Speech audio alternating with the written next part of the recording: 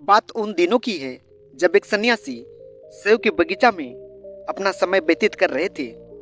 उस समय तक सन्यासी की प्रसिद्धि चारों ओर फैल चुकी थी।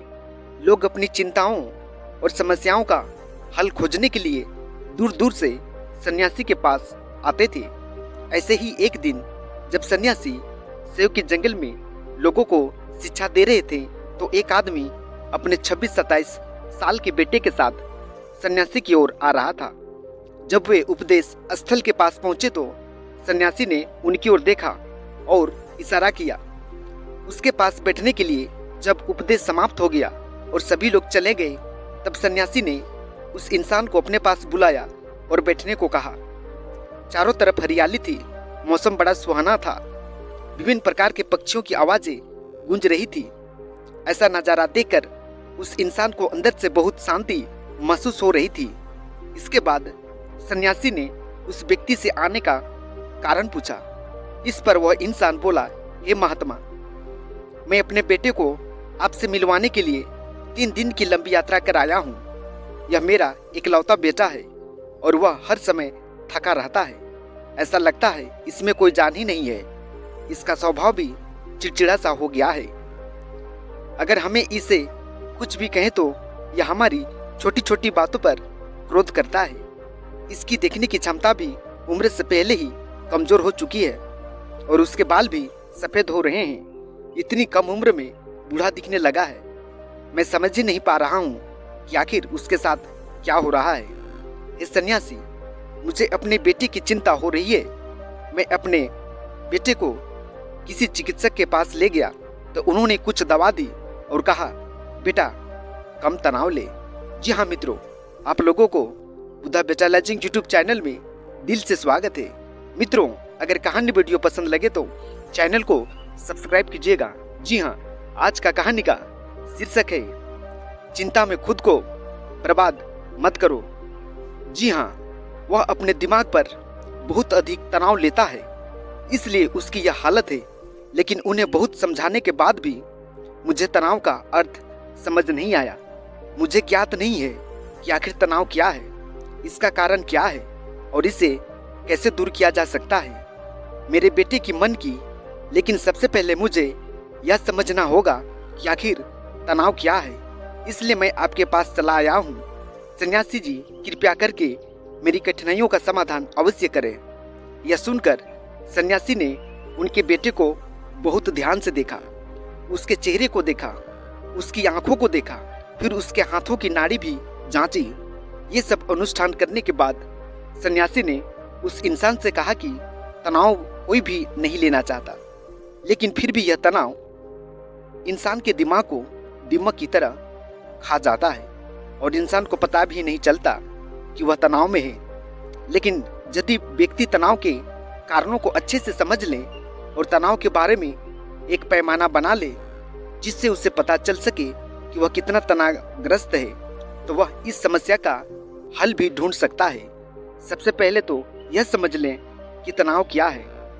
जब भी कोई इंसान काम कर रहा हो लेकिन उसका मन कल्पनाओं में भटक रहा होता है, इसलिए उसके शरीर और दिमाग के बीच एक दूरी बन जाती है।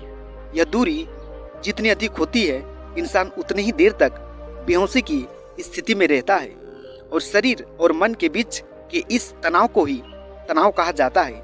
आखिर पसंदीदा खेल खेलने के बाद व्यक्ति ऊर्जा और खुशी से क्यों भर जाता है जबकि वह अपने शरीर को थक चुका होता है। लेकिन समझने वाली बात यह है कि खेलते समय दिमाग और शरीर पूरी तरह से एक साथ खेल में केंद्रित होते हैं, जिससे शरीर और मन की बीच की दूरी नहीं रहती और तनाव नहीं आता और मन में कोई तनाव हो तो दूर हो जाता है। लेकिन इसके उल्टा, जब हम कुछ ऐसा करते हैं जो हमें पसंद नहीं है तो हमारा शरीर वह काम तो कर रहा है लेकिन हमारा मन कहीं दूर कल्पनाओं में भटकता रहता है, जिससे शरीर और दिमाग के बीच दूरी पैदा हो जाती है और तनाव पैदा हो जाता है। इसलिए ऐसा करना चाहिए, एक समय में केवल मात्र एक ही काम करना चाहिए और अपने शरीर और दिमाग की सारी शक्ति उसी एक काम में लगानी चाहिए ताकि इंसान के अंदर तनाव पैदा न हो।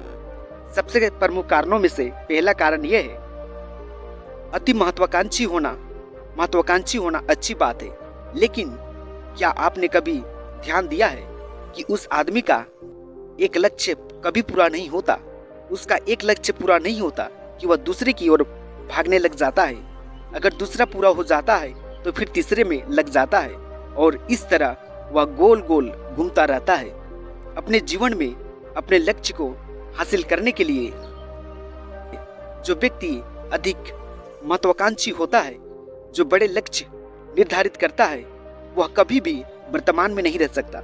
उसका दिमाग हमेशा भविष्य की प्लान बनाने में बिजी रहता है। उसका शरीर वर्तमान में रहता है, लेकिन उसका दिमाग फ्यूचर में रहता है, जिससे व्यक्ति के शरीर के बीच दूरियां पैदा हो जाती है और वह तनावपूर्ण जीवन जीने लगता है। सन्यासी के मुंह से यह बात सुनकर लड़के ने सन्यासी से कहा कि इसका अर्थ यह है कि हमें लक्ष्य नहीं बनाना चाहिए, क्योंकि लक्ष्य निर्धारित करना भी महत्वाकांक्षा है। इसी बहाने सन्यासी ने कहा कि जीवन में लक्ष्य रखना कोई गलत बात नहीं है, लेकिन प्रॉब्लम्स तब उत्पन्न होती है जब हम अपना सारा ध्यान उस लक्ष्य को प्राप्त करने में, परिणाम लेने में केंद्रित कर देते हैं। व्यक्ति को वर्तमान में जीना चाहिए। एक लक्ष्य निर्धारित करें और उस लक्ष्य को प्राप्त करने के लिए घोर मेहनत करते रहें, लेकिन साथ ही आपको यह ज्ञान होनी चाहिए कि आप अभी वर्तमान में जी रहे हैं और वर्तमान सत्य है। सन्यासी ने आगे कहा कि ईर्ष्या तनाव का एक और बड़ा कारण है। जब कोई इंसान ईर्ष्या और ईर्ष्या से भर जाता है तो उसका मन अंदर ही अंदर सड़ने लगता है। ईर्ष्या एक आंतरिक घाव है, यानी मन का घाव। व्यक्ति के शरीर का घाव तो ठीक हो सकता है, लेकिन मन का घाव कभी नहीं भर सकता है। इसलिए कभी भी दूसरों की प्रोग्रेस और खुशियों से ईर्ष्या नहीं करना चाहिए, क्योंकि ईर्ष्या तनाव का कारण बनती है। इसके बाद सन्यासी ने तनाव का अगला कारण बताया और कहा कि अरुचिकर काम भी मन में तनाव पैदा करता है। जो काम हमें करना पसंद नहीं है, उस काम में हमारा मन लग पाएगा, हमारा शरीर वहीं बैठ जाएगा, लेकिन हमारा मन कल्पना की उड़ान भरता है, जिससे शरीर और मन के बीच की दूरी पैदा हो जाती है और इंसान तनावग्रस्त हो जाता है। इसलिए व्यक्ति को हमेशा अपनी इच्छा मनपसंद के अनुसार ही कार्य करना चाहिए। यदि इंसान ने यह तय कर लिया है कि उसे कौन सा काम करना है और वह उसी काम को अपने जीवन का लक्ष्य बना लेता है, तब वह काम उसके लिए काम नहीं बल्कि खेल सा बन जाता है। लेकिन मित्रों, अपने जुनूनों को अनुसरण करो, यह कहना कितना आसान है। अपना सच्चा जुनून ढूंढना कितना मुश्किल है, क्योंकि आजकल अधिकतर युवा सेलिब्रिटीज और सोशल मीडिया से ग्रसित है। वे किसी भी काम को अपना जुनून मानते हैं और फिर कुछ दिनों कोशिश करने के बाद उसे बीच में छोड़ देते हैं, क्योंकि यह जुनून नहीं था, और इस प्रकार वे अपनी कीमती समय और ऊर्जा बर्बाद करते हैं। तनाव का चौथा कारण है दूसरों से अपेक्षा करना। सन्यासी ने उस इंसान की ओर इशारा करते हुए कहा, एक बाप के रूप में तुम्हें अपने बेटे से बहुत सारे उम्मीदें होंगी कि आपका बेटा बहुत सफल इंसान बने, आपका नाम चारों तरफ रोशन करे और जैसा जीवन चाहे वैसा जिए, आपकी हर बात माने। लेकिन क्या आज तक किसी की भी उम्मीदें पूरी हुई है? जब भी कोई इंसान दूसरे से कुछ अपेक्षा करने लगता है तो वह अनजाने में तनाव पैदा करना शुरू कर देता है। खुद के लिए जरा सोचिए, अगर आपका पुत्र आपके अनुसार काम नहीं कर रहा है और वह वैसा ही नहीं बन रहा है जैसा आप उसे बनाना चाहते हैं, तो निश्चित तौर पर तनाव आपके दिमाग पर हावी हो जाएगा। आप तनावपूर्ण जीवन जीने लगेंगे और इस तनाव में आप इस प्रकार व्यवहार और बातचीत करेंगे कि आपके अपने पुत्र के साथ संबंध बद से बदतर होते चले जाएंगे। इसलिए इंसान को दूसरों से अपनी क्षमता से कम उम्मीदें रखनी चाहिए, और अगर आप पूरी तरह से तनाव मुक्त रहना चाहते हैं तो दूसरों से उम्मीद करना बंद कर दें। इसके बाद सन्यासी ने कहा कि शारीरिक कष्ट भी मनुष्य के तनाव का एक कारण है। जब कोई इंसान किसी शारीरिक दर्द से गुजर रहा होता है तो उसका पूरा ध्यान उस दर्द पर होता है और वह सारा दिन बस अपने दर्द के बारे में ही मंथन करते रहता है, जिससे उसका मन दुखद विचारों से भर जाता है और ऐसे में व्यक्ति तनावग्रस्त की स्थिति में रहने लगता है। यह सब सुनकर वह इंसान बोला कि हे सन्यासी, शारीरिक कष्ट किसी भी व्यक्ति को हो सकता है, तो क्या वह व्यक्ति जीवन भर तनाव में रहेगा? इसका उत्तर देते हुए सन्यासी ने कहा कि इंसान को यह समझना चाहिए कि हमारा जीवन दुख का आधार है। जैसे जैसे हमारा जीवन चलता है, बीमारियां आती है और फिर अंत में मृत्यु आती है। इसलिए बीमारियां मानव जीवन का अभिन्न अंग है। इससे कोई नहीं बच सकता।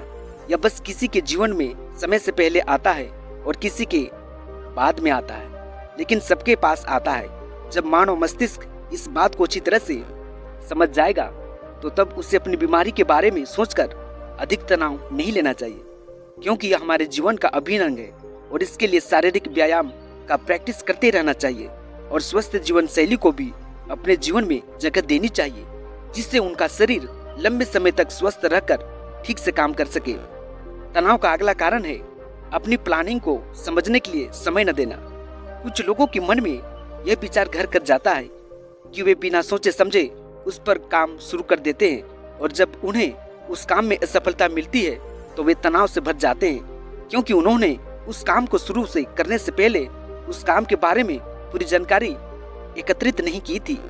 किसी भी कार्य को शुरू करने से पहले इंसान को उसके अच्छे और बुरे परिणाम के बारे में भी ठीक से पता कर लेनी चाहिए, विचार कर लेनी चाहिए।